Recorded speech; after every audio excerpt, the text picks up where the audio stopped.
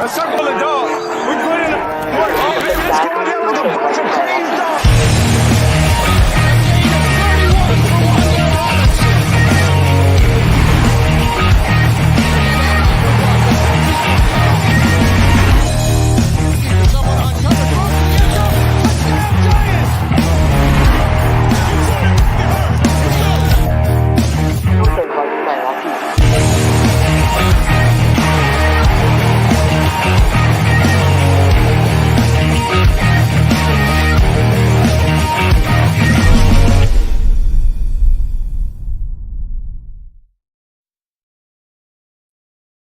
Bam! What's up, people? Welcome to another Monday episode of Giants Rush, where we talk Giants football 52 weeks of the year. And I don't know, we're like 15 days away from the draft, so I know you guys are fired up for that. Plenty to talk about. Thanks for hanging out with us. Giving a quick shout out to the 4th annual Giants Rush Fan Appreciation Day, which is the draft show. Make sure you check out the Instagram account, nygiantsrush. Everyone who wants to participate on the show, as I've said before, we put about 60, 70 you knuckleheads on with us live throughout the draft, Thursday and Friday. The whole Rush crew will be hosting it. If you want to see when your time slot is, go to nygiants_rush. If you don't have Instagram, create an account, right? You'll find your times are set there. And that's when we're going to have you on. So we're looking forward to hanging out with you guys in the upcoming weeks. I got Jerry Foley, Giant Insiders, hanging out with us. I got Chris, who's subbing in for Spartan Mike, who left us hanging again, right? He's such a diva now. And, of course, we got Joker. We got Shawnee in the building. Let's bring those guys in. Bang. Sean, what's up? What up, Craig? How we doing, man? I'm good, man. I'm good. Just came back from a lacrosse game. I saw no eclipse whatsoever after all that, craziness where people are taking off from school and stuff. But I do want to talk some Giants football. Yeah, I'm ready to talk some Giants football, man. All right, cool. Let's bring in, Biceps himself. Chris, what's up? What's up, Craig? What's up, Sean? What up? Hey, man. Hey, guys. Well, thanks for getting Jerry. Jerry's always been really good to us and hanging out with us, especially he's a Diamond Beach guy like me. I haven't been rejected by Jerry yet from when we asked him to come on. So I know Jerry's good. Right, Jerry's good people. One of these days, me and Jerry are going to get together at the Crest Tavern and have a drink. Let's bring in Jerry. Bang, Jerry. I'm too afraid to turn Chris down. He's he's pretty jacked. So when he asks me a favor, I'm like, absolutely, Chris, whatever you need. Sure, let's go. I know. He gets mad if I say anything about his 20-inch biceps. Yeah, sure. I was just at the Crest Tavern, Craig. So this past weekend. Yeah. Really? Yeah. Listen, when we get closer to summer, just send me a ping and I'll meet you down there for a beer. Absolutely, man. And Jerry, is it the Mardi Gras shrimp every time, or do you take a break once in a while? Most of the time, but it is a phenomenal dish.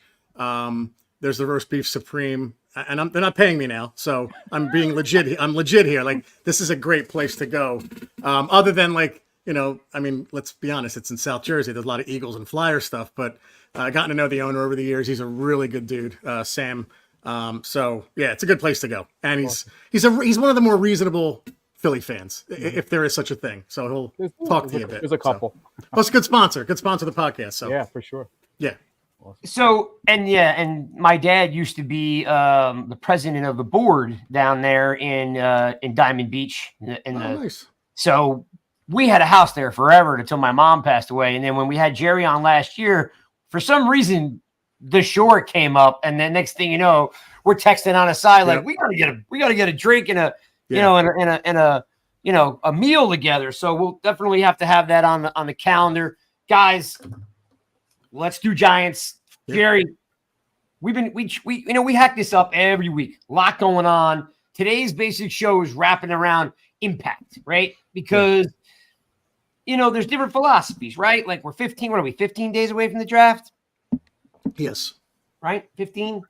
Well, no, it's the 8th. So, yeah, 15, right? My math is terrible. 17. 17 days. So, I've got these like 5 players that just feel like they're in the Giants' wheelhouse, right? There's McCarthy, there's Nabors, there's Maye, there's Adunze. I don't think Marvin Harrison Jr. will be there, but we got to include him, right? Sure. Marvin Harrison Jr. and, of course, Jaden Daniels. Jerry, like, you cover the team every day, all day, How about an opinion? Like, what do you, out of these guys, it doesn't matter who you want right now. We'll get to who you want. Mm-hmm. Which one of these guys makes an impact for the Giants? Because the philosophy is half the fan base is like, lose this year and get the quarterback, for next year. Half the fan base is like, man, I want to win now. I want to have fun again on Sundays, and we'll get that QB next year. So where are you in this? I think the one that makes the most impact are any of the three receivers. Okay, I think right away I would think Nabors probably makes a huge impact. But if you're going quarterback, I think you're going to be a year away unless it's Jaden Daniels. Then the conversation changes a bit. I think the pick is going to be Drake Maye one way or the other. And I don't have an inside scoop there. I just feel like that's going to happen. And if it's Drake Maye, it's going to be a year away from him probably playing. So impact, it's going to be one of the receivers. But if they go Drake Maye or JJ McCarthy, they'll probably eventually get in this year. But you're not going to have they're going to make the least impact for this year. Do you have a preference on the receiver versus the quarterback? I want the quarterback because I want to get this going. I want to get this started. I want to move on from Daniel Jones. So look, I don't know. I haven't looked at who's coming out next year. I have to trust Shane and Dable that they're going to make the right pick at quarterback. Personally, obviously I want Jaden Daniels over the other two, but out of the three, I'd put him in order of who I would want as the quarterback. I'd put probably Jaden Daniels, then McCarthy, then Drake Maye. Drake Maye has a high upside, but he's also that boomer bust guy for me, right? He reminds me a lot of Josh Allen coming out. So I would trust that Dable would mold him the right way and turn him into a good quarterback. But yeah, I think, Jaden Daniels is probably the only one that would get in way sooner. But I want to go quarterback, man. I want to move on from Daniel Jones. I'm done. We got to move on from him. I love it. Shawnee, Yeah. Out of those, I'm just impact-wise, like, as we know, right? You draft a quarterback, he sits for at least half the season, right? And as Jerry just alluded to, if Jones is healthy, he's on the roster and they're paying him, there's a good chance he's playing, right? Yeah. So unless you get caught up in that conspiracy theory of the whole injury clause in his contract, which we're not going to go down that rabbit hole right now. Right. So Sean, out of these five guys, who makes the biggest impact, Sean, right now? Yeah, of the ones that you mentioned there, it's kind of a three-way tie for me of those guys with the receivers, Rome, if Harrison Jr. is there, and Nabors, because those are guys to me that can make a quarterback better. Like, unlike some other people where it's like, oh, they need the quarterback. Those guys are going to make their quarterback better. There's no doubt in my mind. So any of those three receivers are going to make a huge impact right away because, again, they're going to make whatever quarterback's throwing the ball, they're going to make them better, in my opinion. Okay. Which one do you want? Like, Jerry gave us a good breakdown and then cycled back with the I want him to turn the page now. Yeah. Where are you in this? Of the three receivers or quarterback? Of those 1, 2, 3, 4, 5, 6 guys, because I only chose those 6 because realistically, those are the only 6 guys that are going to be there at 6 in some form or fashion. Yeah. I'm not saying they will. I'm just saying we know that there's a chance. If it's Maye or Daniels there at 6, I want those two because, again, I'm over the quarterback. They're obviously an upgrade from what we have.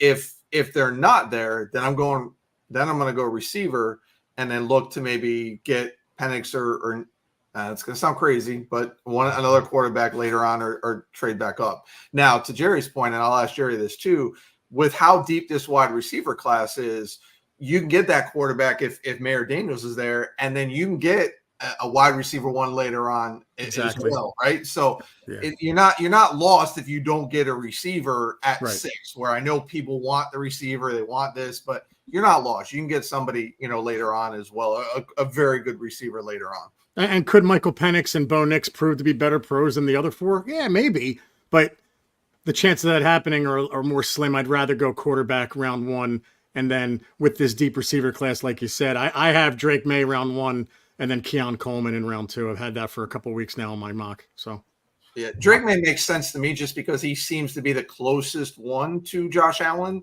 when you look at everything there. So if they're going to trade up, if they're going to do something, it makes sense for them to try to get him.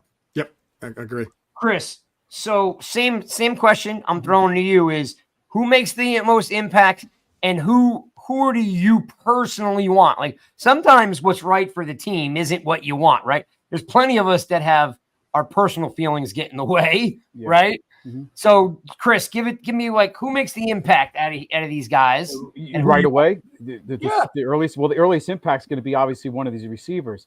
But who I want is whatever Joe Shane has the conviction for, and it seems like it may be Maye, right? It seems like that's what it could be. I mean, I'm kind of pegging Daniels to Washington, and then that third pick with Patriots is going to be really interesting to see what they do there. But I see what you guys see on the tape. I watch a little bit of it, but whatever it is, I want Joe Shane to have conviction in that draft pick and not necessarily pivot to the next guy on the list if it's a big drop-off in what he believes, him and Dable. So, I mean, I think what Sean said, Maye seems to be on that same kind of path as like a Josh Allen in terms of what Dable can do with him. Hey, when Allen came out of college, he wasn't accurate, right? You didn't think you could fix somebody that wasn't accurate, and they kind of fixed things. So I'm hoping the same thing with the footwork with Maye seems to be, something that he needs to work on. That could be worked on as well at the, NFL level. But I would think quarterback, long term, where I'm gonna lean towards a Maye or Daniels if he's there. So Jerry, here's where I struggle, right? Yeah. Yep. I'm with you. It took me a while to get there, but I'm here. I am here on the quarterback thing, right? Mm-hmm. The issue that I have, it's a personal thing, right? Yeah. Is it's really hard as a season ticket holder, or I guess I even shouldn't put myself in that, but for Giants fans to watch another season of crappy play, right? So like I lean on the receiver a little bit just from when I think about how miserable Sundays are when they lose, or you're driving to the stadium, you're watching, them get blown up, driving home, like, I always make this joke that when everybody else is tucked away, in their pajamas, sleeping, and they're, gone to bed, I'm still driving down the turnpike. Yep. You know what I mean? I'm going to exit 4 on the turnpike. So every time that's a long ride, Craig. That's a long ass ride. Oh my God. It is such a long ride. Was that Cherry Hill? It is. Well, it's Mount Laurel, but it's close there, right? So wow. So Jerry, Craig will do anything to get out of the house for a few hours. Oh my God. Good for you. Yeah, it's true. It is true. But here's the thing. I'm like, I will tell you that I'm so angry. It's 2:00 in the morning. I know Chris and Sean are in bed and they're sleeping away. And I'm just barreling down the Jersey Turnpike. And I'm so mad. And I listen to everything. And then when I get to about exit 6, I do this. I turn it off. I can't listen to it anymore. Yeah. Right? Because I just want to compete. I want to win some games. I want to have some fun. So part of me is what Chris just said is like, or maybe it was Sean, sorry, is some of these receivers are going to make the quarterback better, right? Yeah. They're going to make some plays. Right. We're going to have some fun. There's going to be some high-fiving going on, and you start competing again. But the other side of me is we really got to turn the page, and get moving with that prospect. Like, am I wrong for thinking that? No, I get it. I think you have to. I understand it. I do think you have to play the long game here, though. And I also think if you take a quarterback now, I think you could have a situation like the Chiefs had years ago with Alex Smith and Mahomes. I think if Jones is healthy and if Dable's calling the plays, I don't know if he is or not, but it seems like it's kind of leaning that way. And if you can add a receiver in the second round that is a bona fide, number 1, like a Keon Coleman, or maybe Pearsall falls, right? Someone like that, because they don't have a 1 now. But if you have a 1 receiver with a burner like Hyatt, Wan'Dale Robinson, a new offensive line or an improved offensive line, I think you can make that ride shorter, even if you take a quarterback in round 1. The key is going to be not giving up that second round pick if you're going to move up. That's the key to this whole thing. Like I would say, trade the 3, trade even if what you want next year. If you're going from, and I'm just saying this, if you go from 6 to 4, and I'm assuming they're going to have to trade up. If they go from 6 to 4, give up the 3, give up maybe a second or third next year to move up 2 spots and the 1 this year. So I think your rides can be better. And I get off at exit 8. So it's not as bad, but it's, exit 4 is that's longer. But I understand completely what you're saying. Nabors, Adunze, Harrison, they make the offense better immediately. They make it more fun.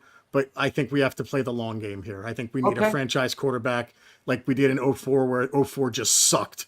4-12. Eli Manning pissing his pants against the Ravens and getting smoked by the Eagles twice. Like, all right, well, it is what it is, but we got our quarterback. So, and then 05, 11-5 and all that. So not to digress to that, but it's a great point. Here's something that we never talk about. And we do this podcast every Monday, 52 weeks of the year, is like, we brought Kurt Warner on and it wasn't really the right spot for him. They could have kept Kerry Collins and Kerry Collins would have done fine. You know what I mean? Right. There was an issue with Coughlin and Collins, and Coughlin supposedly didn't even look at Collins for whatever reason it was. So I think they were just all going to move on. Coughlin wanted to move on from Kerry Collins. So, yeah, but you're right. I was always like, well, Kerry Collins doesn't seem to be the problem, but okay, if you want to go franchise quarterback, I get it. So yeah. All right. So then the other side of the coin is, and I don't think I'll take too much heat for this, but so I started this process, on the Penix bandwagon. Yeah. My roommate in college went to University of Washington. So he's always talking up Washington. And then, of course, Washington just beat the snot out of my Michigan State Spartans. So, I'm always watching it. We've interviewed McFadden a couple times. He played with Penix at Indiana, Sean mentioned about trading back in, Jerry. And Sean, it's a great idea if you have the collateral to do it, right? To come back and get somebody like Penix. Am I crazy to think, okay, this guy's got a great arm, but the guy's got a laundry list of injuries. Why would I want to put 2 injury-prone QBs on the same roster? With Evan Neal protecting his blind side potentially, right? As a lefty. So, a Luminor is probably going to be the right tackle if Neal doesn't work out. But that's what scares me about Penix. I loved him during the season, right? Yeah. But then you learn about the injury history and oh man, 2 ACLs. And then quite frankly, in the championship game, he didn't have protection. And how did he look? Did not look good. Right. And that's one game and it's Michigan, but okay. Let me know how the pass rush, the Philadelphia Eagles goes, right? How are you going to perform there? So look, I like Penix, but again, I just, if you're going to take the receiver at 6 and then trade back in and get a quarterback, you better be damn sure that's your guy and that something everyone else doesn't, if it's Nix or Penix. But I like Penix during the season, but the injury scared me. He's 24. Not that that's a big deal, but the injury history and then the way he performed in the national championship, getting his butt kicked and looking really – it was by far his worst game of the season with a serious pass rush. I used the word pedestrian. He looked very pedestrian. Yeah, right. So how's he going to perform behind the Giants' offensive line? I don't know. I hope it's improved, but that just scared. Unfortunately, the last thing I saw of him was a championship game, so that's my last impression of him. So yeah. All right, so Chris, tell me if I'm crazy here, and you guys could more than welcome to jump in here. You're crazy. I know. That's true. You are. Thank you, Sean, for that bit of confidence there. So after Penix, I moved on to Maye. I watched a lot of tape. I watched a couple full games. I watched some highlights. I saw Combine, all that stuff. So I did some pretty good background on him. I keep thinking about 2 things. I keep thinking about Eli Manning clone, is Jones clone, and then that's stuck in my head. The Mitch Trubisky thing is stuck in my head, right? Why not? Sean, or Chris, why not go JJ McCarthy? He just bucks all the trends on our GM is just doing what Mara wants, and we're just drafting the next Jones, the next Eli, right? JJ McCarthy's different from all those cats, Chris. Would it if they can get their hands on McCarthy at 6, or maybe move up because Minnesota's coming fast? Is it worth it? Is it worth trying something new? Well, is part of the concern is that so many Michigan players are getting drafted. So many ended up at the Senior Bowl, at the Combine, and the limited amount of what you saw from McCarthy, right? You look at a guy like Bo Nix. I'm not saying the Giants get Bo Nix, but you can see how much he played and how much he has on tape versus a McCarthy that hasn't put as much as that on tape. So is that a concern? You wish you had more of him, with the consistency that you saw. So I don't know at 6. I don't know. It seems like the media's jumped on this thing and just taken it for a ride, and it just keeps, he just keeps moving up and up and up. I don't know. I don't even think he'll be there at 6, to be honest with you. Go ahead. Yeah, no, I would just say, I just think that people now have peeled back the onion on McCarthy, and you're like, you know what? This guy has he's a winner. lot of He's a winner. Yeah. So, Jerry, are you saying Patriots in that third spot? Either Patriots or someone trades up to get him ahead of Arizona. I don't know if the Giants will, but someone will. I don't think he gets past 4. So it's going to be like a Minnesota, maybe even Denver. Yeah, I have, probably. Again, for whatever it's worth, mock drafts suck, and mine are particularly bad usually. I have the Vikings trading up from 11 and 23 to the Patriots because the Patriots need a lot. And I don't know if they're going quarterback. If they do, I think they go McCarthy. If they don't, I think they trade out of it, and someone will jump up and draft either McCarthy or Drake Maye, and then the 4th pick is going to be up for grabs. And Arizona could still get their guy at 6, and Marvin Harrison maybe. Yep. Yeah. So. And you know what, Jerry, guys, when you think of Justin Jefferson and these diva receivers, chirping all the time, a guy like that is chirping that he needs a quarterback. He's not going to want to go into the season. Well, that's another thing. Nabors is saying it already. Jerry, I saw that and I cringed. Well, I know. I always say the millennials wanted Beckham to stay. I'm Gen X.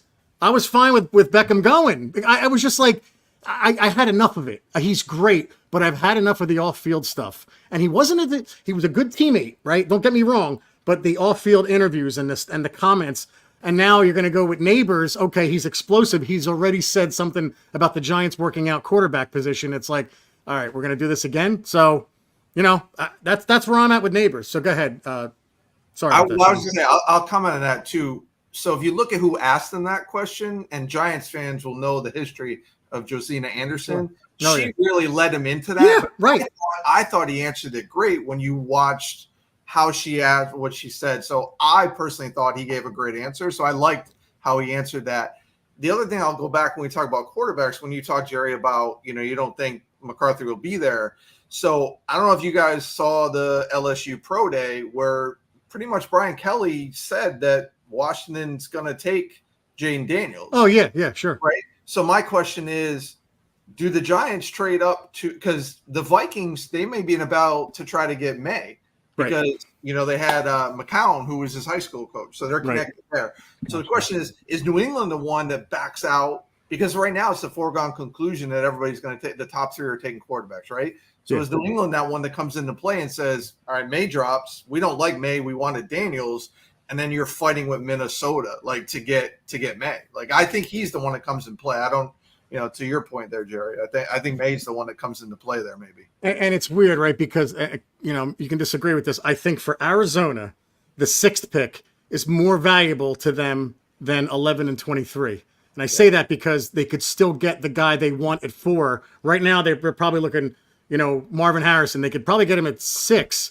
You'd think the Chargers are going to take an offensive lineman, Joe Alt maybe, right? And again, this is all working out in my head because it's my mock draft. But I think that pick is more valuable. So whether the Patriots take a quarterback or they trade out, and that team, whoever trades with them, takes quarterback, Arizona's pick is up for grabs, and I see the Giants doing that or another team moving up. I think quarterback's going 1, 2, 3, 4. I think all 4 guys are going off the board. And let's not put past the Patriots now have another defensive head coach, right? Right. Another defensive head coach. So when you start thinking about, all right, there's not a defensive guy going that soon, but what does he have a healthy respect for as a defensive coach? Offensive lineman, right? Yep, sure. So it makes sense. I mean, it might be hard for a first-time head coach, a defensive head coach, to go out and roll the dice on a quarterback. But what he does know, he knows the trenches, right? He knows that part of the game. So that does make a lot of sense. And we also can play into listen, we all know that merchandise and PSLs all come into play when they make these decisions from a front office standpoint. Minnesota looks pretty good getting a northern boy, right? Yeah. Like McCarthy being from up there does make a lot of sense. Then, hey, do we struggle to market Maye because he's a Carolina kid, or do we bring the northern boy? Do we leave him, home playing, in the Northeast? So I think both of your comments are spot on about, what could happen. Arizona benefits from moving back totally. 2 slots. And I also think the Patriots need so much that dropping back to 11, 23, and I'm just assuming the Vikings, and then getting maybe a 1 next year and a multiple. I mean, they're going to get multiple picks. The Patriots were bad. Like, they lost to us, right? They lost to Tommy DeVito, the Tommy DeVito version of us. So they need a lot. And I think it's a good move for them. And I'm not just saying it because I want it to work out that way. But if I'm them, I'm considering Minnesota because it's 11. You can still probably get a really good receiver there, or Brock Bowers at 11, or an offensive lineman at 11, and then 23 can get a good corner. Then you're going to get probably a first next year in addition to like a third. It's going to cost a lot to move up, and the Patriots need a lot. So, all right, then Chris, can the fan? So let's hypothetically say that Maye is the guy. Right? Whether we move up or we sit pat and we get Maye, like, does the fan base lose its mind that, like, not now, we're all super pumped to turn the page. And then the team goes, and you know how people are, instant gratification, because we're all Gen X here, as Jerry just said. Right. Does the fan base lose its mind, and they're on the fire Shane, fire, Dable bandwagon again, because they're not going to win any games, with the quarterback sitting to the bench. Now we're waiting on, well, who'd they get in the second round? They may go get BB in the second round, and you've got basically a quarterback on the bench, and you just drafted a guard, and the team wins 4 games. Yeah, but you know what, Craig, if Jones, went to the playoffs 2 years ago, so if he's starting and ready to go in August, there's no reason why the Giants can't win some games, as long as he can stay healthy.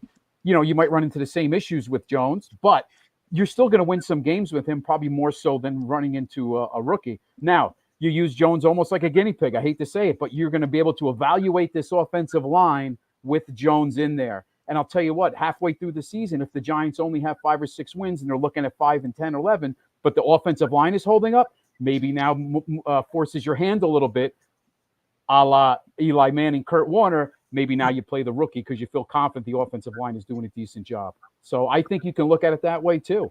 You pay Jones all this money. If it wasn't for last year and he had a decent year, nobody'd be crying. But because of the way it started and ended, but you could win some games with Jones if he can start the season and just play like he did 2 years ago. You'll win some games. I do want to bring this to light too. So Drake Maye is a Carolina guy. Okay, he committed to Alabama. Okay, he had offers from Clemson and Georgia and the other major school is escaping me. He decommitted, just so everybody understands why Maye is at UNC. Is his father was the quarterback of UNC 20 years ago, 25 years ago, right? So he committed to Alabama. He had offers from Georgia, and why am I drawing a blank on the other school? It'll come to me. He had 4 major offers. Committed to Alabama, decommitted because he made the decision to follow in his father's footsteps and play at UNC. So just kind of putting that out there on like, hey, he plays in a weak division, or that's the only place he could play. He was going to play at Alabama. And if he didn't, he could have went to Georgia, right? He could have went to Clemson, but he didn't, and I do applaud the decision on his part, right? Now we, of course, have a whole can of worms we can open up on the teams he played and how he did. He's a little bit erratic. I'll tell you what I do like. If you watch any film on Drake Maye, and Sean and I have talked about this on numerous occasions, what he does that we don't have as Giants fans is he throws that middle crossing route really well. Like that 12 to 18 yard pass that the Giants have no business throwing, okay? That's his best throw, is from the hash mark to the center of the field from 12 to 18 yards. He throws that ball great. So just so to give you guys some perspective when you're watching the film, watch how many times they go to that play. 4, 5, 6 times they run these middle crossing routes. So he's got that arm strength. I don't know, Sean, you and Jerry were both kind of ping-ponging on the Josh Allen thing. Like, I don't see that, but I mean, is that something that you feel is considerable, like that he has some Josh Allen in him? I do. I've said it on a couple other shows here too. The same thing. His size, his weight, very comparable to Josh Allen. He's got a very strong arm as well. So he's not a Josh Allen clone, but he's got traits that are similar, size, build. So if I'm Daboll, and again, just foreshadowing here is if I'm Daboll and I turned Josh Allen and I made him into something, I'm going to want somebody who has those similar traits. That's my thinking. So if there's others besides Maye in there, then I'm going to look at that too. But to me, that's what I think Daboll's going to go for. Because if you look, like he likes the taller quarterbacks, right? Who does he coach? Well, Josh Allen, Tom Brady, like he's been around really good quarterbacks, right? And just backing up on Maye real quick, his brother also played basketball there. So it was a whole legacy for the entire family, right? Makes sense for him to go there. But yeah, that's what I'm thinking. Again, there's a lot of similarities with Josh Allen. Again, I'm not saying he's Josh Allen, but there's a lot of similarities to Josh Allen there. Yeah, he makes a lot of throws too that make you wince, right? Like Josh Allen will do something where you're like, "Oh God, please don't!" and then he completes it. Like, how did he do that? Drake Maye does a lot of that. Like he's running left and then throwing right somehow With his other hand. Yeah, right. And it's like to me, he's Josh Allen or he's Carson Wentz. He's gonna like he's boom or bust to me. Okay. But and North Carolina doesn't nearly scare me as much as Duke did in 2019 with Daniel Jones. So, but I get it. I mean, North Carolina's not, and I think the other school was Ohio State, by the way. Oh, thank you. Love it. And by the way, that is worth mentioning, Jerry, is again, I supported Jones for all the way up till we got hurt. And then I was like, okay, same. Never go. The minute he blew that, listen, I knew if you remember how it happened, he got hurt on the play before, came out, tried to make it happen. The knee buckled under him and he went down. And I knew right away it was an ACL. And I went like this. I'm done. Yeah. I can't do it anymore, right? Yeah. A couple of us here all supported him all the way through. So I wish him the best. He's going to be here. He's going to throw some touchdown passes this year, and he's going to do something for this team. So, Jerry, my question now is what you know about Malik Nabors, which is, listen, he may be the next Odell. He may not be. Yeah. We do know that, like you said, there was a little bit of, I don't know, as Shawnee just said, it's a little bit of baiting there on that quarterback interview. Between the three, I know if Marvin Harrison's there, you're running to the podium, right? It's just the safest pick, right? Mm-hmm. And I said this on ours the other day. I said, if you're taking the first receiver off the board and you take a Dunze or Nabors, you really better be right, because Harrison reminds me, he's Larry Fitzgerald to me. He's just not his same style, but he's just the sure thing. He's the 10 to 12 year, 1,000 yards a season, so consistent wide receiver. So if you take a Dunze or Nabors before him, man, you better be right. And something you said before about I forget. I was just going to say something else with Drake Maye, but I lost my train of thought. But yeah, if you're taking a receiver on the Giants, I'm running up and taking Harrison first. Absolutely. Yep. Yeah. And go ahead, Sean. Go ahead. Made Kyle McCord look good at Ohio State, which is no easy task. So that's a guy that he's there absolutely running to the podium. Yeah, totally. Chris, so let's get down to the last two then, right? Just talking about impact, which that's all this is about impact, right? Who's going to make the impact? When are they going to make the impact? And by the way, thanks for everybody. I mean, I see there's like 125 of you guys in here. I see Ryan, Mark, Darius. I see Cold. I see, Johnny. Oh, look at that. That was me. I did that. Yeah, I'm just scrolling through. Yeah, I see West Coast. I see West Coast is here. Allison's hanging out with us. Ryan. I see Brad. I see a bunch of you guys in here. So thanks for. Go Blue. Sorry, Sparty. Thanks, Brad. Thanks for reminding me of that ass kicking my Spartans took. So Chris, it is. There's a number up top, Cold, on the dashboard side. It shows you how many people come into the Twitter account and leave. It's just on the dashboard side, not in the chat side. Chris, so I've got Rome and I've got Nabors, right? It gets split, right? You got kind of very different type receivers. If you're taking one and Jones is your QB, who do you want?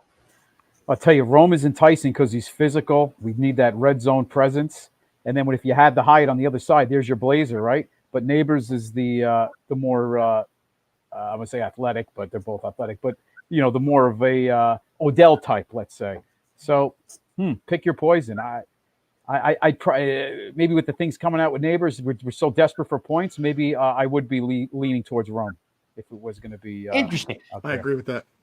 I'll say this, and Sean and I, when Sean was on me 2 weeks ago, I mentioned if you get a chance to watch any, I mean, if you like YouTube or you like film, like throw on some Rome tape. He's a fun cat to watch. Yeah.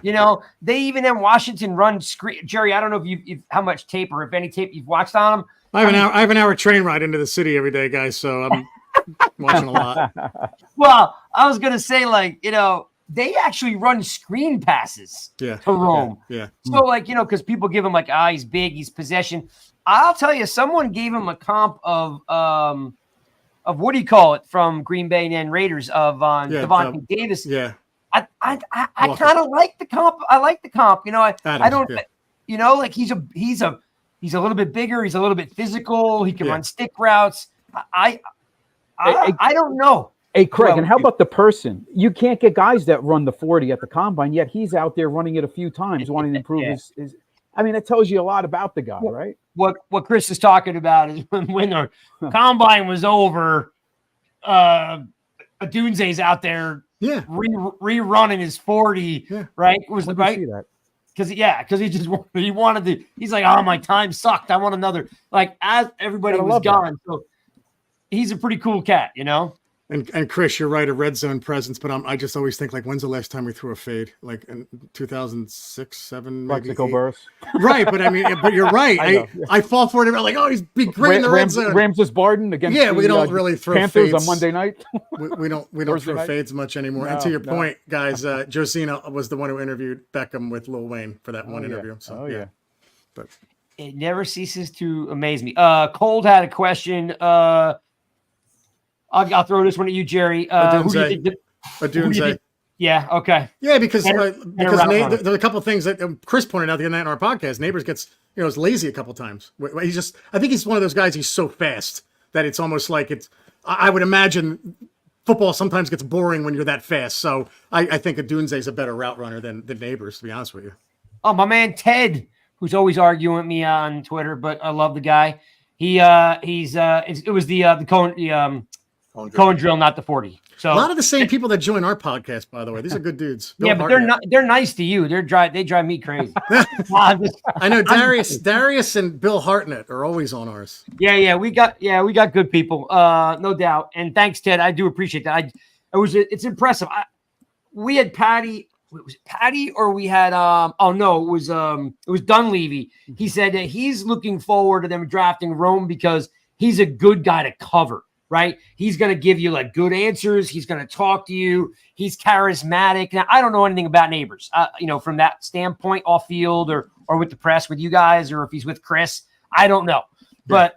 But Dunleavy was saying how Rome is a character, you know what I mean? And he'll fit in well in New York, and people will want quotes from him, and he will give them because he's got some personality. Yeah, that's a big part of it. And look, if they don't go quarterback and they draft receiver, it's not like I'm going to go nuclear. It's like, okay, well, you're going, you felt that receiver was higher on your board or that talent was there, or you couldn't trade up or whatever it is. So if they go receiver, it's not like when they took Jones when I was at the draft and I literally walked out because of the laughter at the place. And I did not want Daniel Jones. I eventually got on board with him because he was our quarterback. To be honest with you, it's Craig. Jones lost me at the Witherspoon interception last year. I just said, it's never going to work. Yeah. He doesn't see the field. He doesn't go off his first read. And when a rookie cornerback says he tends to stare down his primary target. I thought, oh my God, that's a rookie saying it. So I just wanted to jump back to that. But yeah, if they take receiver, I'm not going to, it's like, okay, you want receiver, fine. Now let's figure this out now. Do we build around this, or do we draft a quarterback with our second round or move up? So. Just throw this in real quick. Sorry. So Rome's combine athletic profile is to Larry Fitzgerald. So that's a good point. I mean from a can't miss perspective, I think Harrison is like the last receiver that came out like that. I just thought Larry Fitzgerald was just, this is a 10-year guy, 1,000 yards every year. But yeah, so from a physical standpoint or route running, sure, Adunze, yeah. Yeah. Now, it wasn't the correct. You as other fans kind of know that, that's where his comp is. Yep. So that's a good one. So Sean, tell me then if because you mentioned 30 minutes ago about the potential of trading back in for Penix, Rattler, Nix. Those are the guys that are that second wave of quarterbacks. Like, I personally don't know if you're going to actually someone's going to gamble on Penix because of the dude throws a great ball. Again, he didn't, as Jerry just alluded to, didn't look great in the championship game, but his arm is just crazy, right? Yeah. But he can't move anymore, right? He can't move. Oh, pound that out. Thank you, Bill. You did not have to do that. Appreciate that. Very nice. That's funny. Nice comment. That's funny. Jerry remembers this. Yeah. So on mine, when someone donates, there you go, guys. Yeah. Well, you know what? If we get more donations, Chris, we're gonna have to get something because now I feel inadequate. I can't thank them. Look at the revenue I bring in, guys. Congratulations. My God. Holy crap. Hey, Jerry, it only took 40 minutes. You could have got that in the first few minutes. And by the way, that $2 is going to go right down to the Crest Tavern. I got to buy Jerry a beer now. There you go. There we go. So Chris, tell me about, or Sean, you had mentioned about trading back in. Listen, we know the fan base is erratic as hell. They hate this guy. They love that guy. That's stupid. That's great. Yeah. If a receiver comes off the board and we still want to turn the page, are you at all, because I'm not, but I'm giving this to you. Yeah. Are you at all putting any stock in Nix, Rattler? Don't get me wrong. Penix is a good QB. I just don't know if he's the right guy for the Giants because of the injuries. Right. Are you putting any stock into Rattler or Nix as being the next Giants quarterback? I would. So here's what I say. Nix to me fits more of a West Coast offense. I think that's where he'll be successful because he doesn't have the great arm strength, but he knows how to be open man. Now Rattler's got the strong arm. He's got some more of those traits I think Daboll likes. So the only issue I had with Rattler, and a lot of people did, was just his immaturity back in the day. And from everything I've been hearing, he has been a model citizen. He's been a model leader. He's done a lot of great things at South Carolina. Look at this, Bill. Wow. All right, wait. Time out. Oh, time out. So I said I was taking that $2 and buying Jerry a beer. Cold. I'll throw this up here. This is funny. So Cold says, "What beer are you buying with $2? Don't drink it, Jerry." Right? And then Peace, of course, jumps in with, "It's a half of a PBR. I love my Pabst Blue Ribbon." Right? And then Bill's now. Oh crap. Craig can't buy Jerry a full beer, and he says beer's on him. Bill, wow. you are the man, Bill. Very nice. You are the man. Nice. That's awesome. Yeah, you guys make Monday and doing this show worth it. You guys are great.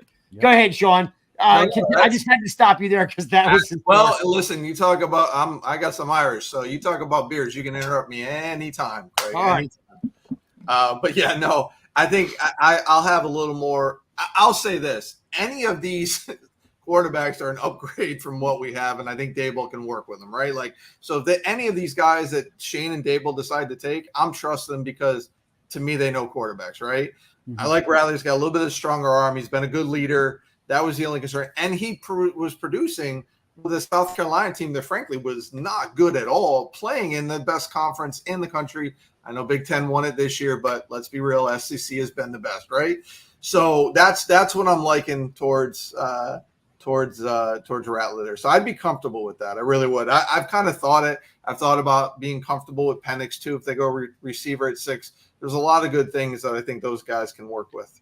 Jerry, you said that 47. Jerry, you were like 47 is really important. 47's, So what happens if the Giants go out there and take Nabors? And then in round 2, I'm like, Chris and I have been on the BB train for a while. Give me that guard. Don't give up on the line just because we signed some free agents. No, right. Give me that. But if Rattler's there, do you go Rattler? That's where I'm leaving it to Joe Shane, right? I don't love Spencer Rattler, but if Joe Shane took him in the second round, I feel better about it than if Gettleman took him. That's where I have to trust this GM and coach because Daboll's a quarterback guy, and Shane's a much better talent evaluator, right? So if he took him, okay, fine. I'm not going to go crazy about it in round 2. I'd be surprised by it. I like Bo Nix better than Rattler, but that's just me. But it's nothing that makes me go nuclear. I have to trust Joe Shane and the process. But I think if they don't trade up to get one of their guys, I think at 47 they're taking best player available on their board, and that could be a corner or it could be a defensive lineman, because we need another lineman next to Dexter Lawrence. Like, we have nice edge guys, but we need someone in the trenches next to Lawrence, because right now it's Davidson and Jordan Riley and Nacho, right? Like, so then they're going to go and we need a corner. We need another starting corner on the other side. So at that point, it's take best player available, because you guys, we need a lot anyway. I was looking at these guys talking about Knicks being 45 years old. Like, with NIL and all those COVID years, and you're going to see a lot. So of is Penix. They're the same age. Penix and him are the same age. Yeah. Here's the thing about Knicks. All I see is Brady Quinn. I'm like, I can't get past. And every time I watch Knicks play, I'm like, God, like just do something dynamic. Like like, and it never happened. So in my defense, he's sixth on my board though. Like, it's not like I'm like, we got to take Bo Nix at 4 or 6. He's down the line a bit. So again, it's more of a trust thing with Shane and Dable who they take there. So Chris, in those guys again, like without the trades, McCarthy, Nabors, Maye, Odunze, Harrison Jr. and potentially Daniels, if something really got crazy, then he was there. Of course, you're going to run to the podium and you're going to take him too. So like the quarterbacks don't start right away. Receivers, they start right away. Does this get us any closer to Dallas? Does it get us any closer to Philadelphia? Like, do any of these guys go, okay, the Giants are on their way? Because right now, the quarterback went down. The backup quarterback went down. Chris, are we going to be any closer to competing in the NFC East here? Well, I don't think Dallas now next year. I believe Dallas is going to have like $100 million or something close to that on their caps. But this year, I think you do close the gap.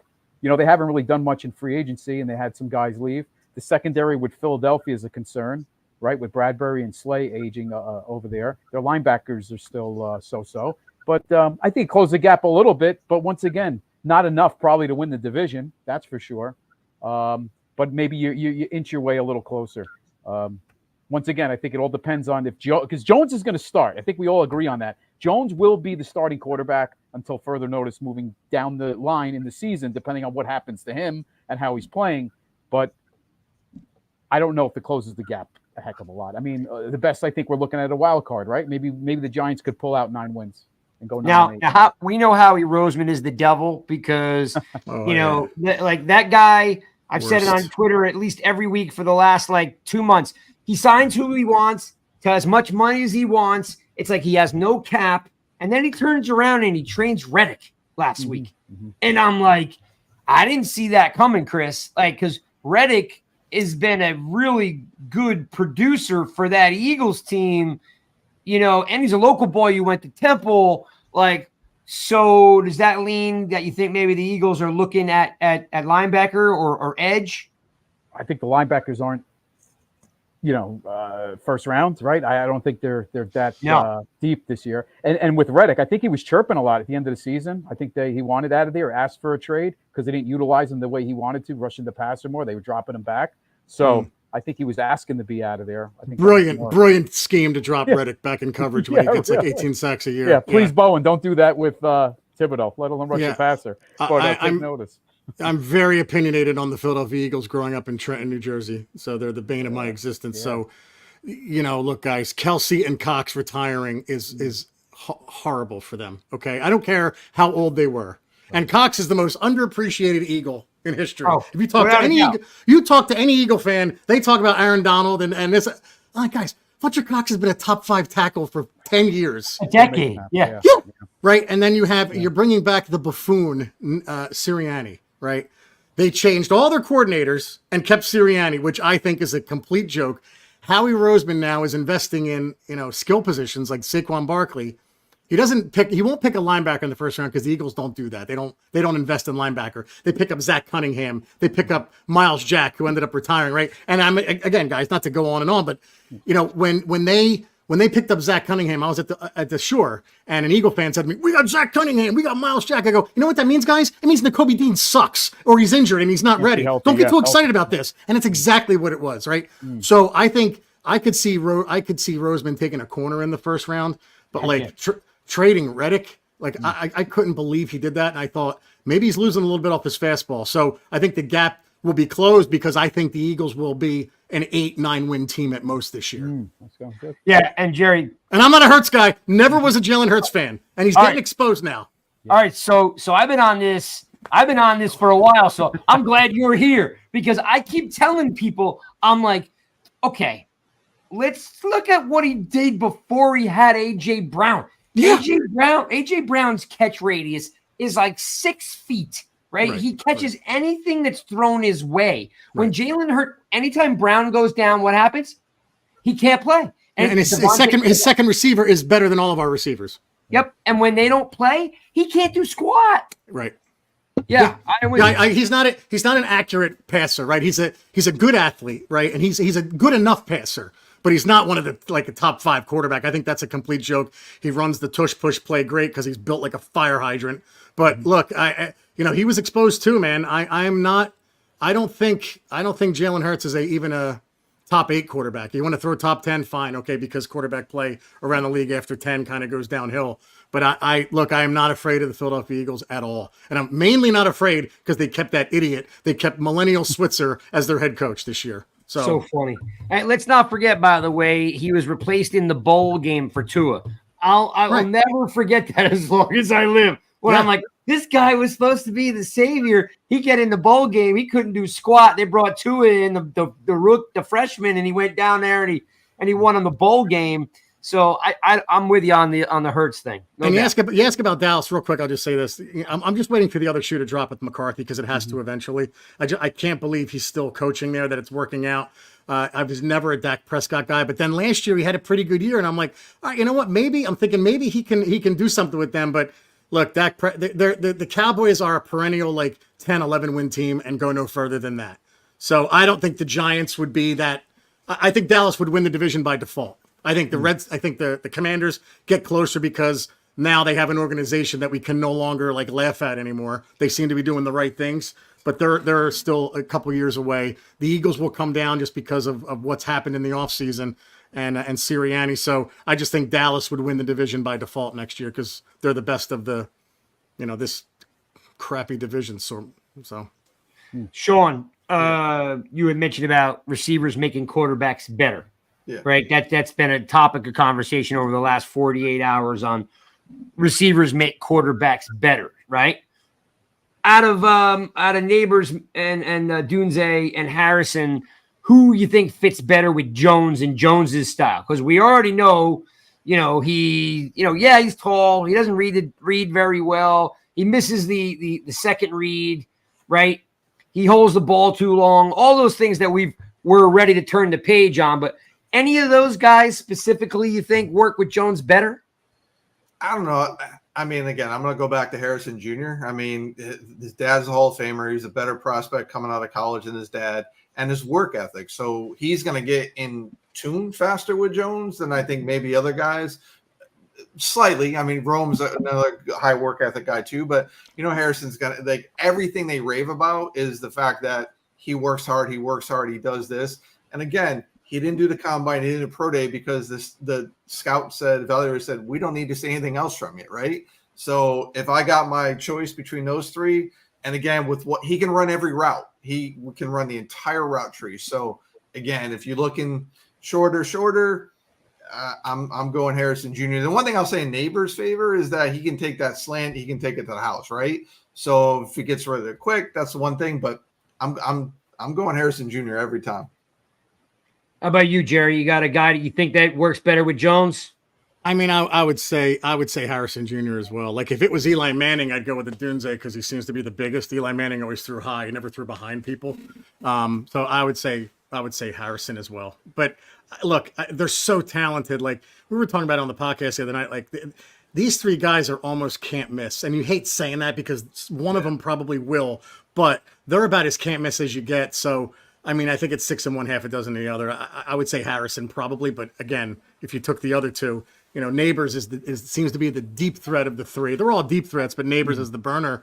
You just hope that Jones has enough time. Jones throws a good deep ball. You just never see it because he doesn't have the time to do it. So, yeah. And Harrison Jr. is 6'4". I think a lot of people. No, I know he just doesn't look it, right? It's he funny. doesn't look it, but he's 6'4". And he's faster than people realize too. Like his game speed was faster than what Nabors did in game. Yeah, and that's what that's all that matters. It's game speed. You're 100% right, Sean. So that's the great things there is people forget just how good Harrison Jr. is. Yeah, it's real good. Yep. Yeah, and you know what? He's like I said, he's good on and off the field. He's quiet. You don't hear a lot about him, so he's not drawing attention, right? It's the guys that are saying the wrong thing or doing the wrong thing. They draw that attention. I mean, Marvin Harrison Jr. seems to be, again, class act, but he's double the size. How was he 4 inches taller than his dad is? Yeah, about that. I don't think Harrison was maybe 6 feet, maybe his father. Yeah. So your point, Sean, is I think people underestimate how big Marvin Harrison Jr. actually is. Yep. How about Chris? Marvin Harrison Jr. is a pretty quiet guy. Does it matter? Does he fit in right here? Does he? I saw this week I don't remember whose quote it was. I mean, it was Shane's quote. I don't remember who got it, so I apologize. I'm not giving credit to one of the beat guys, but Shane said, "Can he handle the market? Right? Can he handle that was part of the? Can he do this? Can he do that? Can he do this? Can he do that? Right? And one of those was, can he handle this market? Is there a guy in here that you would say, well, I don't know, like maybe he's not for the New York market? Is there any of these guys that you think wouldn't fit? It's hard to say. I mean, Nabors, what he said about the quarterback, the comment. I mean, that's a little concerning if he would spew off stuff during the season. But I think humble is good. Quiet is good. Harrison, just less drama. Just drama, less things to throw in the fire for the media, right? If you're quiet. So, yeah, it's hard to say at this point. I mean, Nabors might be a little concerned, but, we won't know. I think with social media and the way, the world is today, these guys are used to being around, a lot of microphones and being in the spotlight. So I think the biggest threat that you worry about is when they're not getting the ball or not winning. And they come from winning programs. And when they're not winning and they're not getting the ball, that's when you start to worry who's going to blow up. Which one of them is more likely to blow up and say something that, Evan Neal was the quietest guy in the world, and he blew up last year, right? And his play has been terrible. Hey, the camera about that. Yeah, the camera catches you yelling at the offensive coordinator, slamming a helmet down because he has one catch for 7 yards. Right. And now sometimes you like that because they're competitive, but then like in the case of Odell, it just got to be weekly drama, and you get tired of it. And you're like, okay, this is a weekly show now. So hey, Craig, if I can ask Jerry a quick question. Yeah, please. So and we're gonna pivot here a little bit. Jerry, I've been thinking about Evan Neal being, we're talking about tackle guard. And hey, everybody, the talk's been if it doesn't work a tackle, he's gonna go right to guard. But my concern, and I brought this up before, Jerry, is that he needs work at guard, right? He can't just put all his time in training camp at the tackle position. He played a lot of positions at Alabama, but you're right. So they're gonna decide right away, and then it's okay. Can he play guard? Is he even a guard in this league? And you hope he is. You hope he can make that Eric Flowers type of move where he can at least prolong his career. But look, going from right tackle to guard, like it's not that easy. So you're gonna see right away whether he can do it or not. Because the extra bonus of getting the repetitions at the left guard spot and then maybe getting some spot work at left tackle. Because hey, Andrew Thomas could roll an ankle, he could be out. So another bright spot could be moving him to left guard. Is that he could become that? All right, Thomas is out.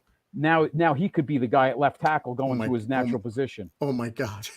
Yeah, I guess. But I mean, who else would you put there, right, Jerry? I know. Because if you have a Lumler at right tackle, you have nobody else. So maybe Neal playing his natural position in an injury situation where you could put him at left tackle might actually work out in his favor because hey, that's what he played. I mean, it was a top 6 picks, right? No, that's fair. I'm joking. I'm joking. I'm joking. I'm thinking of Daniel Jones' health. Yeah. Or the new quarterback. Yeah. Yeah, but yeah. I mean, look, it's an option, right? We're gonna know very quickly whether the Evan Neal experiment works or not, and you just hope it does. And look, you also hope that like the guards that we signed can hold up, and that Luminor can come in and play right guard as well, and give them some stability. That's going to help Neal as well, right? Like Thomas looked didn't look like Neil, but he didn't look like the guy he is now 2 years in. It was really that third year where he took off. So look, and guys, maybe Bobby Johnson being gone is going to be huge for Evan Neal as well, right? Gotta be. Thank you. So, Thank you. So Carmen Brasillo comes in and he could say, "What the hell are you guys doing here?" Evan Neal looked like he never played the position sometimes last year. He was missing guys completely. I've never seen anything like it. Like, Right. I've never seen a guy that big, just always over his feet, hinging at the waist, lunging at guys, and then the very next play completely whiff. Like he was like. I mean, as a kid, they teach you to put your head on a swivel. He can't see any stunt coming from either side of him, whether it's the backer coming on the outside or it's a twist that's coming on the inside. He has no vision whatsoever, Jerry. It's very hard to watch him play.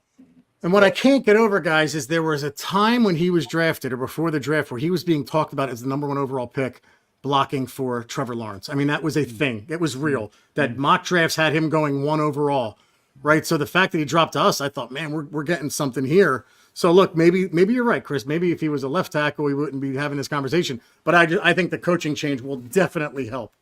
But yeah, like Craig, you said it. Like he looked like he's never played the position before. He's missing stunts and twists, and I think it was the Raider game where you were just like, oh my God, does he even know what the hell he's doing at this point? They were coming from everywhere. Yeah, they were. Yeah. Here's though, I want to let's keep on that train just for a couple more minutes, and then we'll let you bounce, Jerry. I'm still in this camp, and maybe I'm alone in this camp, and you guys could jump in. The offensive line is not fixed. No, it's not. Right? I mean, I like the being a South Jersey guy. I see running around all the time. I've seen the kid grow up right in front of me. You know what I mean? Like at the ice cream station. Illuminor is definitely like he's gonna fit in here perfect. He's already shown what kind of personality he has. Right? JMS in year 2 makes a big bounce back, but the line's not fixed, Jerry. Can we afford to take a gamble on a late? Listen, you, me, Sean, Chris, we all know really good linemen come out of the 4th and 5th round. We know that, but do we have to hope that happens? Like, should we not be targeting, a guard in the 2nd or 3rd round? Like we just need to replenish it, Jerry. I can't sit here and tell you that JMS is going to have a humongous, 2nd year, or I can't tell you that Runyon's the guy. Right. So should we not be paying attention to more new bodies or young bodies here? No, I think you absolutely have to. I think if you think that this line is fixed, you're out of your mind. Anybody.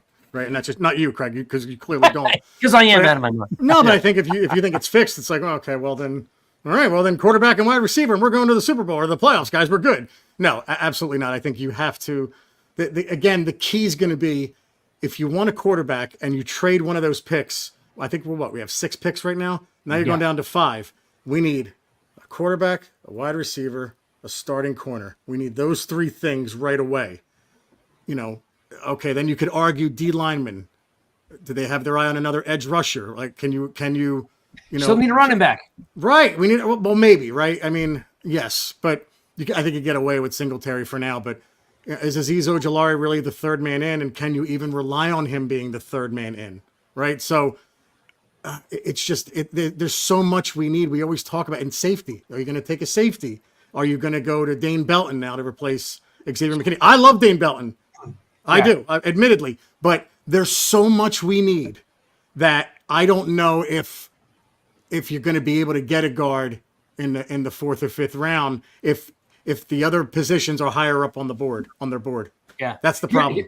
Here's something super interesting. I don't want anybody to fly off the handle. I'm not putting any stock into this. I'm not even really sure, where this is coming from. But had a conversation yesterday or the day before about Simmons being re-signed and does he fit? Doesn't he fit? I love it. I think we all agree. Super athletic, freaky fast, the whole thing. If you go to ESPN.com right now and look him up, he is listed as a safety. Yeah, good, fine. So you start thinking about, okay, 2017, he gets red-shirted as a safety. Comes back in 2018 as a linebacker and doesn't look back and stays there and gets drafted, gets to Arizona. And for whatever reason, I actually tweeted out, if anybody's an Arizona fan that's connected to me, I'd love to hear why you guys think it didn't work out. But, someone had to tell ESPN to list him as a safety. I don't know if Jerry, do you take that leap and just, because everything the Giants have listed on him, it says linebacker, right? Yeah.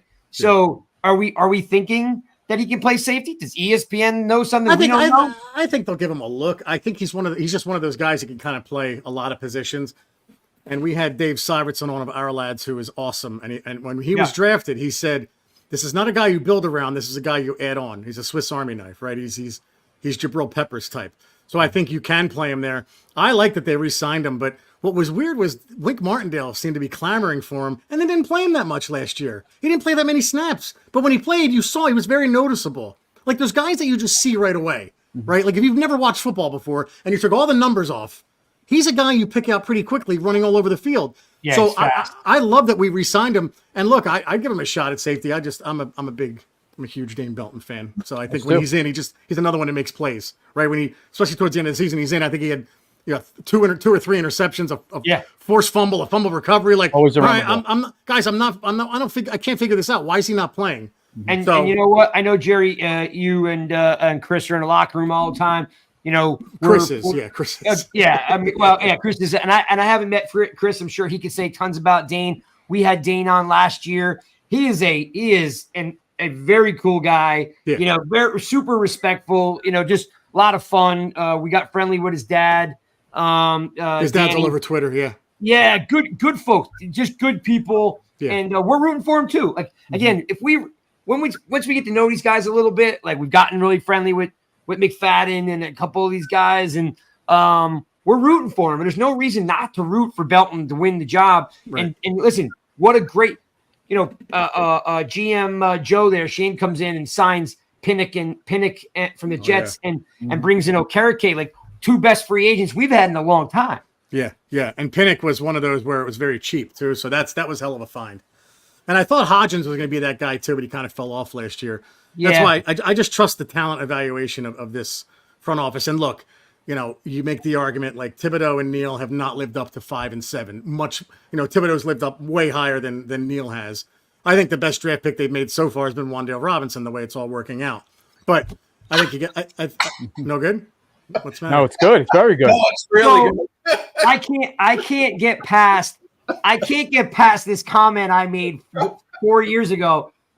I said I didn't think Wan'Dale Robinson was a second-round pick because they took a Zulu with the next pick. All I said was, I didn't say, like, I know everyone's going to jump in the chat. They kill me nonstop. I said, I don't have – listen, he's small. Yeah. Yeah, right? He's going to get hurt being that size, but he can play. His dad's a trainer. The guy's always in the gym. But get him in the third round. So these guys love killing me nonstop. No, that's funny. Nonstop that I don't like Wan'Dale Robinson. I'm like, Craig treated him like he was 5'2". Tell you what, if you get a Dunze or Nabors, Wan'Dale Robinson is going to be the biggest recipient of that. I mean, he's going to be electric. So anyway, Tay Banks, right? Good draft pick. I think McFadden's turning out to be a good draft pick. Like there's a lot of guys he's taken. So Bellinger. Yeah, Bellinger's not. Well, Bellinger took a step back last year, though. And it's Darren Waller. Whenever you're ready, you let us know what the hell you're doing with the rest of your life. By the way, shout out to Darren Waller. He seems to be one to rap more than he wants to play right now. But I have to trust the front office guys, and I think they're good at this. I just think if Neal was better, if Neal did not look the way he did last year, you'd feel better about these two draft classes. And I think Schmitz will take the next step forward. He just needs some damn consistency next to him. Mm-hmm. Yeah. Well, that is I love Jerry. What do you guys got coming up on the show? I know you guys always got something coming up. We're working on a guest for Wednesday, a pretty cool guest for Wednesday. And we're usually Wednesdays, but sometimes I'm doing what I have to do in my real work life, and I have to kind of put this on the side. So last week we dropped the podcast on Friday, but yeah, look, I mean, Chris has good contacts, so we're trying to get somebody on Wednesday. We think we got him, so. Yeah, guys, I can keep going here if you want. Whatever. So, I got a question, Craig, if I can jump in for Jerry. Of course you can, Sean. Go for it. It's obviously been around, you've been hearing things. So, and we've been talking like draft speculations, all that. I mean, how nice is it to not know what the Giants are doing for finally, right? think about the Eli Apple draft. Oh, I mean, it was Leonard Floyd and it was Conklin, and we wanted, and it was all over Big Blue Interactive. It was, those are the two guys. And then I think it was Tennessee.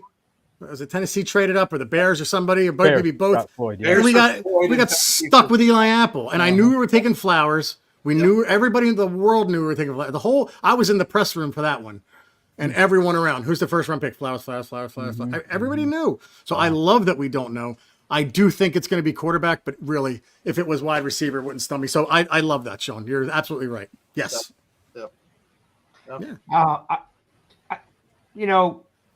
Maye's going to have to figure out what number to wear, just for the record, because there's not a lot of quarterback numbers left if they draft him. He can't wear. Well, the Giants retire too many numbers. They've got so many. Like no offense to Ray Flaherty and Tuffy Lehmans, guys. I mean, they had like 600 yards. Like, come on. I love Giants history, right? Like, you can see it. I love Giants history, but I just think Ken Strong and. You got to like dial that back a bit now. They're like the Rangers. They're starting to retire too many numbers. Like, you're going to need number 110 or 112 soon. So, yeah. Well, like I said, he's going to have to wear like 17, or he's going to have to wear be 19. A lot of those numbers aren't available anymore, right? 10, 11. Right. We retired what? 1, 4, 7, Mel Hein. And there's so many that are obviously 10, 11, 10, 11, 14. Got Y.A. Tittle and Ward Cuff. It's retired for both guys. Yep. I'm an idiot with Giants trivia like this stuff. Like 16 is Webster. Frank Gifford. I mean, Gifford, 17, 18, no, 18, 18. We're safe at 18, 19, 20, 21. Yeah, well, I'd be really fun. It'd be crazy to see a quarterback. I don't know if they're allowed to wear those, right? But yeah, 9's available. 9's a good one. I guess you could 9. Was that But Who wears 9 now? I think it's Graham Gano, right? Yeah, he's 9. That poor guy loses his number every year. Well, he makes money. He probably makes money. Yeah, he'll give it up. Yeah, thank you for reminding me about Joe Pisarcik, Chris. Was he 9? Wasn't he 9? Yeah, maybe not 9 then. Okay. Maybe 9. Well, wait, was Craig Morton 7? No, that's Mel Hines that was retired. All right. Craig Morton almost killed my father mentally, I think, in the 70s. 14 he wasn't. No, he wasn't 15. Was he 15? 15. He was a team number. I can't remember which one. He was 15. I think he was 15. Yeah. All right, because Hostetler's Hostetler had around him with that number, and then Dave Brown had 17. 15. Craig Morton was 15. You're right. You're right. Okay. We haven't had any 18 or 19, so they can wear those too. But those are terrible quarterback numbers. Yeah, so look at Bill. Bill put it up. Look at all the numbers retired. 1, 3, 4, 7, 10, 11, 14, 16, 32. Come on, guys. I mean, 56, 92, 11, and 10, and 7. I'll give you Mel Hein. 7. And Bloses. He died in World War II. Okay, that's it. I think you got to comes off. You got to give Gifford, though. Yeah. Can't we just have a Ring of Honor like other teams do and just put their names up? It's enough, Put a little patch on the jersey just to acknowledge it. Oh, like they did with Spider Lockhart back in the day. Yeah, just do a little patch with the number in gold or something. Right. Yeah, that's a good one. Or they could unretire one of the ones for Maye, like they did for Tittle. They unretired it. They asked him, so that's potential. Nice. There you go. Yeah. Or we just draft J.J. McCarthy and he can wear 9 until he's blue in the face. That's fine. Yeah, that works too. Whatever. Set a new thing. Jerry, I want to ask you something else because go ahead. Just hearing these things. So you got me fired up with the whole Bobby Johnson thing because I was calling for his firing like week 1, right? Mm-hmm. So they have guys that they brought in, and I think younger guys I think will benefit from coaching, like Azudu McKeithen if they stay healthy. They had him out of position. So I think there's some guys there that Brasillo will add. Like, have you heard much? Like, it's 2-part. So have you heard much more about Azudu McKeithen and those younger guys that I think didn't develop under Johnson? And then to that point with safety, like Bowen does a lot of 3 safety looks. So second part is Javarius Owens before he got injured. Yeah, Chris a liked lot a of great things about him too. Yeah. So talk to me about kind of those guys as well. Guys. No, Chris liked him a lot, and I think to your point before, Craig, that's where maybe Isaiah Simmons could come in as that third safety too, right? So yeah, Bowen likes the safety position is one that excels under Bowen. It's very different, and it's not a blitzing defense. So you need, reminds me a little of Perry Fuels, which scares me because I didn't love Perry Fuel, but it relies on the pass rush, which is why they went out and got Burns too. But as far as McCarthy and Azudu, yeah, they're still high on those guys. Like that, they were Shane draft picks, right? I mean, Azudu was what, a 3rd round pick, right? And McCarthy was 5th. Both went to UNC. So yeah, I think part of Brasillo coming over and getting rid of Johnson is to try and get those guys to be something and to decide quickly whether or not, like Matt Pert, they just let go because it was like, all right, it's just not working out. It's never going to work out. Matt Pert was a reach in round 3 in Connecticut. So you want to be able to salvage these guys and see if you need to sign them to a second contract. So that's as much about this as well too. Like bring in a coach and see if you can get anything out of them so that, all right, maybe we don't have our starting guards here or a starting tackle, but we have swing guys. We have guys that come in off the bench that are more reliable than they've been. So absolutely. I think Brasillo is going to do wonders for the offensive line. I don't think it's fixed, like you said, Craig, but it's going to be a lot better than it was. And Chris and I, Chris, I think I'm pretty sure you were with me last spring when we went to the Nick Gates camp. Yeah. We streamed live from Nick Gates's youth camp, and we got talking with him, and he left because they wouldn't let him play center, right? And he wanted to play center. He didn't want to play guard, but he had that nasty disposition. He was voted the captain by his peers.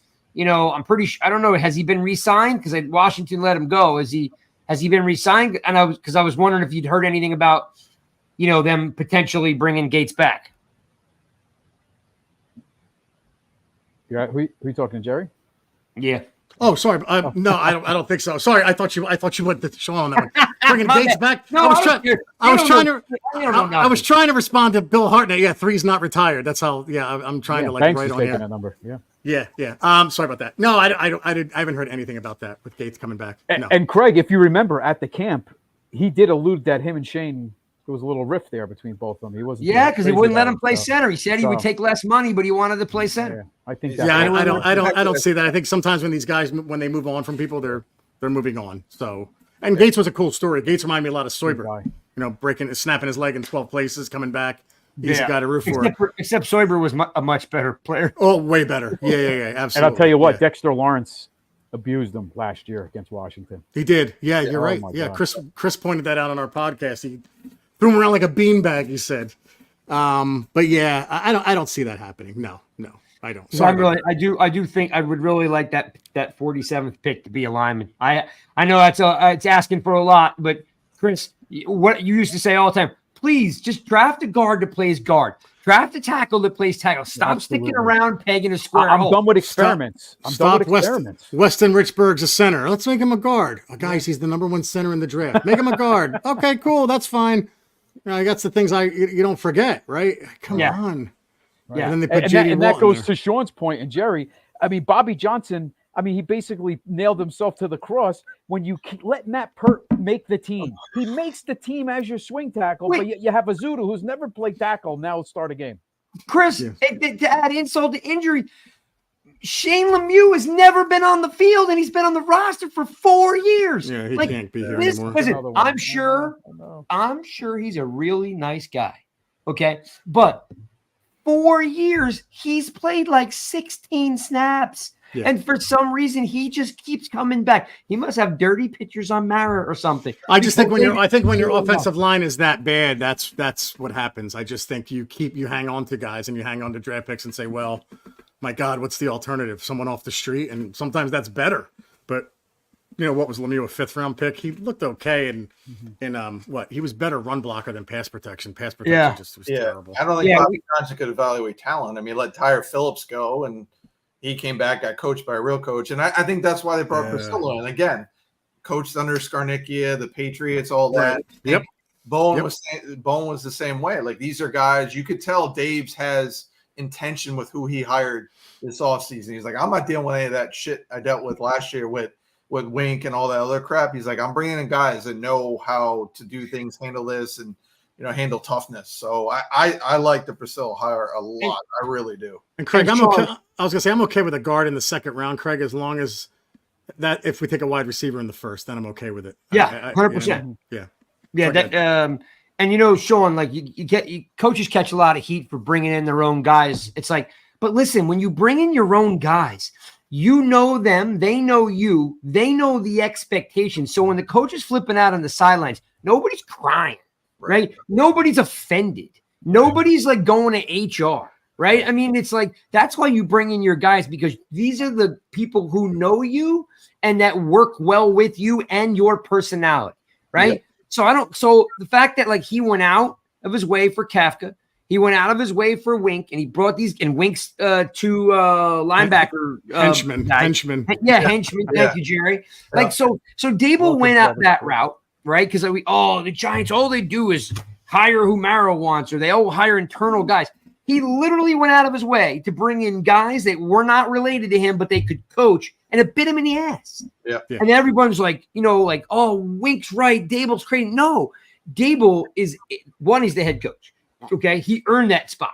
He was coach of the year. It wasn't his fault the quarterback blew his ACL, right? So, we got to believe in the fact that, to your point, Sean, is this year was intentional. I'm bringing in guys I know, guys that I've been with, or I can vouch for them, and they understand my personality. So we don't have to deal with all this other stuff that we had to deal with in 2023. And you know what, Craig? Oh, go ahead, Chris. I'm sorry. I was going to say, Jerome Henderson, Andre Patterson, two of the most well-respected coaches in the league. If it was that bad, those guys would want to get out of there too and get other jobs, which they can. And they're staying. So you haven't heard a peep out of them. You also have to consider one more thing, guys, real quick, with taking a quarterback in round one. What does that do? What does taking a quarterback do in round one? Give you more time. There you go, Chris. Bam! Nailed it. Gives you more time. Yep. It does, right? Belichick's free. I'm tired of hearing about Belichick, but it will be an issue. It will be brought up, guys. I'm not saying I want it, but it will be brought up by the media, by the fans. If Dable starts off 0-3 and we have Daniel Jones, we don't take a quarterback.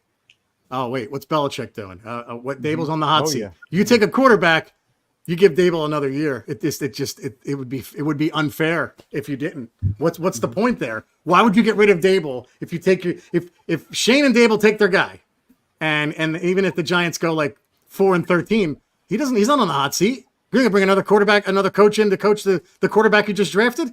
Yeah, it's a great point. And either way, Jones is starting the season. Right. On both, exactly. On both scenarios. Right. Yeah. Yep. And I think, Craig, you brought up Kafka, and to circle back to Jerry's point earlier, is, Kafka got that promotion, one, to help him with becoming a head coach. But I also think, Jerry, I don't know if you saw at the owners meeting, Dable's doing a lot of research on how many head coaches are calling plays. So to me, that says, if I'm gonna go under, I'm going under doing it my way. Like, you have to. If I can do this or not, I'm gonna call the plays. Like, so I think that's something that's going under the radar way too much. But I know you brought it up. I wanted to circle back of he's really doing his research to look to see if I can call plays and should I call plays. Yeah, this is Parcells in '84. You're exactly right, Sean. Yep. This is Parcells in '84. If you're going to go down swinging, go down your way. Don't do this half-ass and get guys that you not half-ass, but get guys that you believe in, right? Like Wink Martindale, he never coached with him before. Kafka didn't know Kafka when he brought him in. So, yeah, and I want Dable to call the plays. I didn't like what Kafka did last year. I hated a lot of what he did. Guys, passing on first down when you have a shitty passing offense means you're second and long every time. Like, you don't have to pass every first down, especially when you can't complete a goddamn pass. Yeah, so, I think Kafka's better at designing plays than he is calling plays. So if you haven't designed plays, let Dable call it and go from there. I couldn't agree more. And I'm not saying run every first down, but run first down once in a while, guys.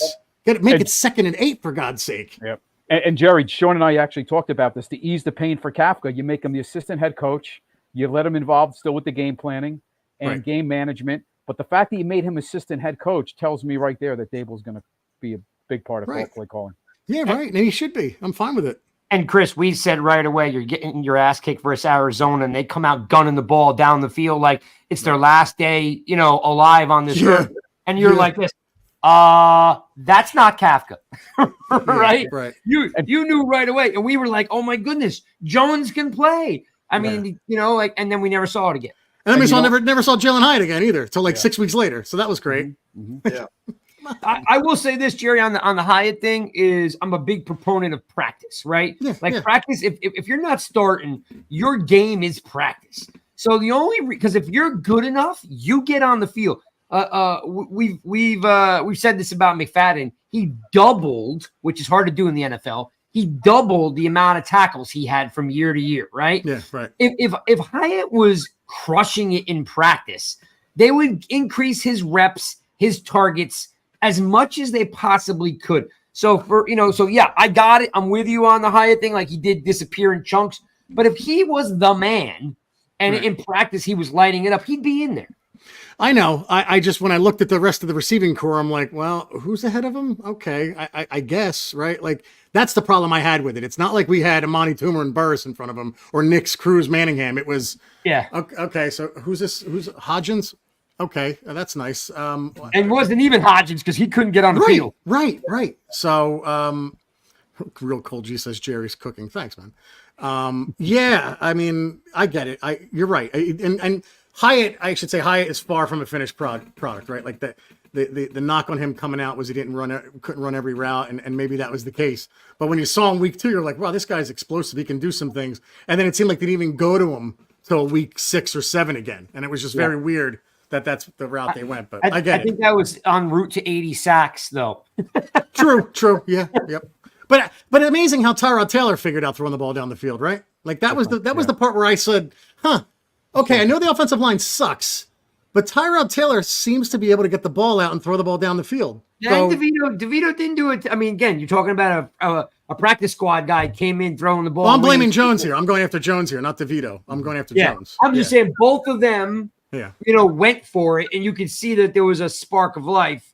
Yeah. And then, again, I don't know, something's disconnected with Jones. And hey, listen, man, if Jones comes out and they go 8-1, great. Like I'm not like I don't root for guys like to fit my agenda. Like I didn't like Jones for Duke. I was right. There's a lot of that on Twitter if you guys haven't noticed. Oh my God.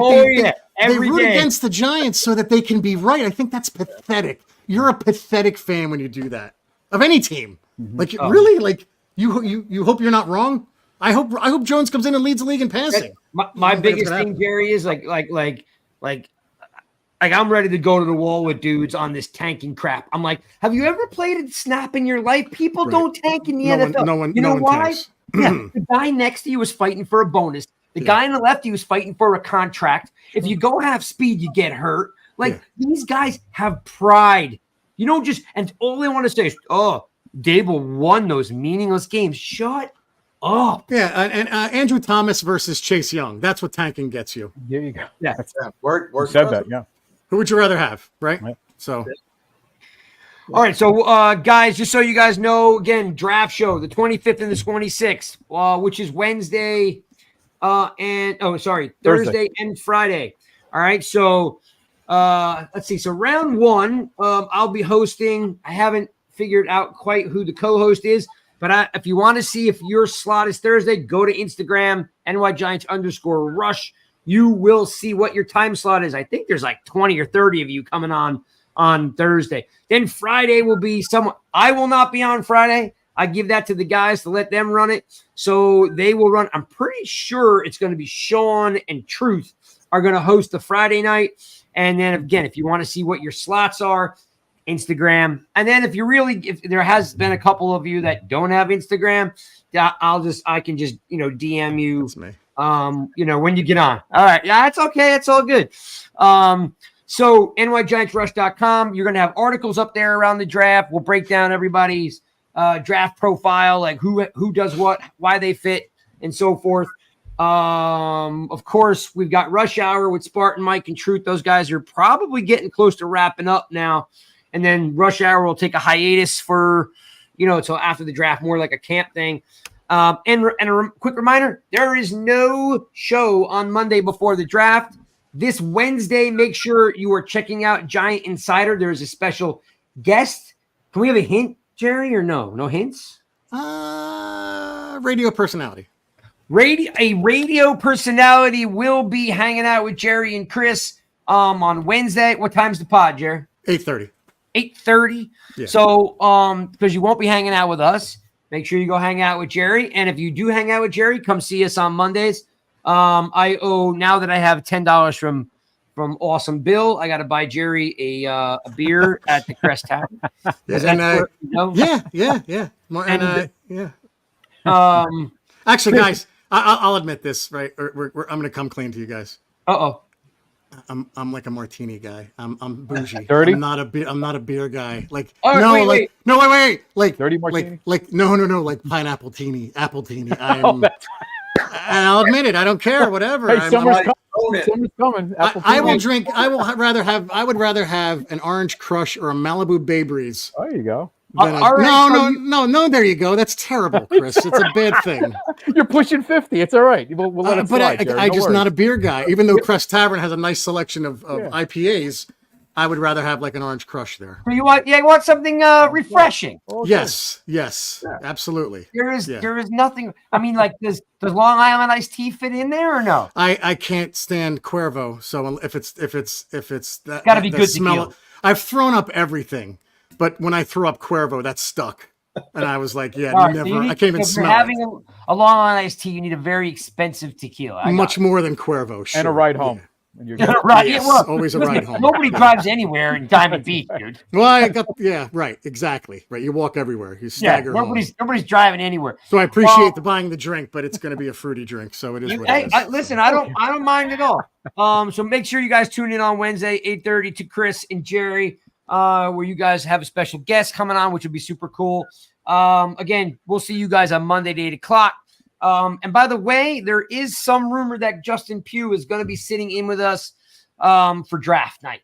So, we interviewed him we've on a roll, Jerry, with all the media personalities between Dunleavy and Trina and Jordan and Paulie D. We're on a roll, but Pugh seems to like us. So he said he might come hang out with us on the draft. So Thursday night, we might have Justin hang out with us a little bit. He's very insightful. I don't know if he'll come back or not, but he's a super good guy, great locker room leader, and he's going to have a career in something, public relations wise, because he can communicate with the best of them. JT, thanks for your stuff. I see you in here. I missed you before, so shout out to you, Tuto, and peace. We will see you guys. Hang on a sec. Whoa, we're going to see you guys, I guess, next Wednesday. Chris, you got anything you want to end with? You got some wisdom for me? No, I think we covered it all. I got two things. Go ahead. Go to Crest Tavern, get the Mardi Gras shrimp. It's the best in the city. And number two, Sundays are Giant Days, baby. Oh, there we Yeah, go. man. Boom. All right, Sean, you got anything for me before we're out of here? No, end on that, man. That's the way to end it right there. Perfect. Sundays Jerry, are we're going to start using that, by the way. You didn't Nice. copyright it yet. You didn't trademark it. Yeah, we're good. You know what? Right. Yeah, go ahead. It's cool. I'm already on legal. Jerks. I'm already on legal Zoom. I'm already on legal Zoom over here. Nice. Jerry, thanks for hanging out with us. We'll see you guys Jerry. next Monday. All right, guys. Thanks, man. Peace.